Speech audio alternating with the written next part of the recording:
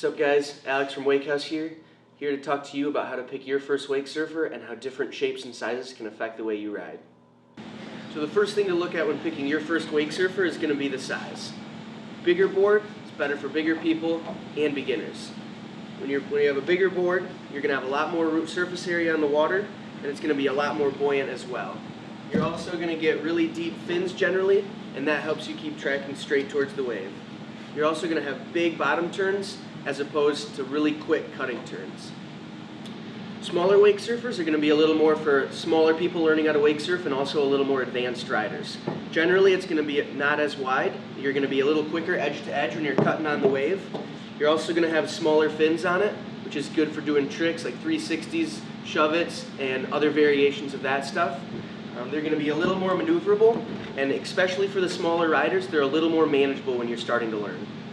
So once you figure out what size wake surfer you need, then you need to figure out if you need a surf style or a skim style. Surf style boards are generally a lot thicker.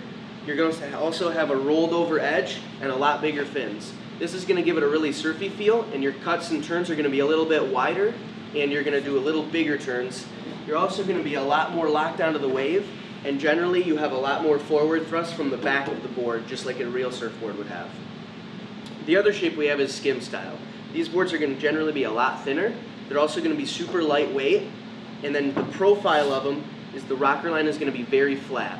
So where on a surf style board you get your speed from the back of the board, this whole board is going to allow you to get a lot of speed and generate towards the wave because of the rocker line. Generally they also have really small fins and hard rails on the side, so you can get your edge into the wake when doing 360s, airs, and things like that. So now we can talk about rocker lines. With a skim style rocker line, it's going to be more flat.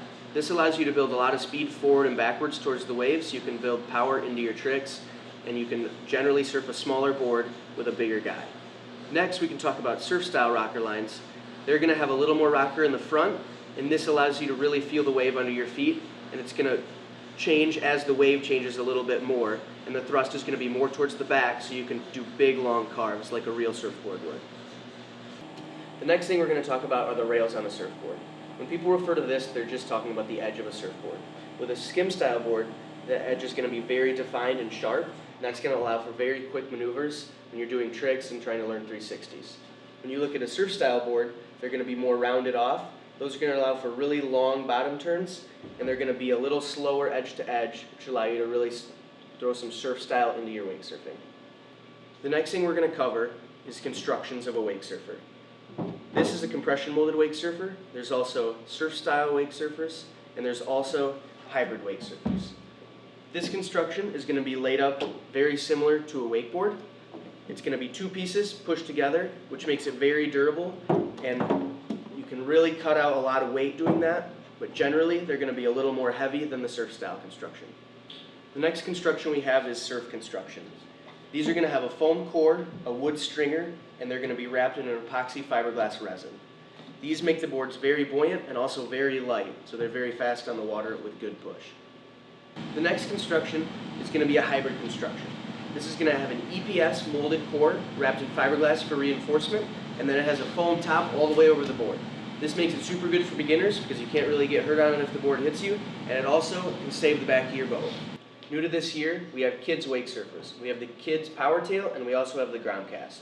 These are perfect for kids that are too little to handle a big board, and they need something a little bit smaller so they can learn how to wake surf just as good as the adults do. Thanks for watching.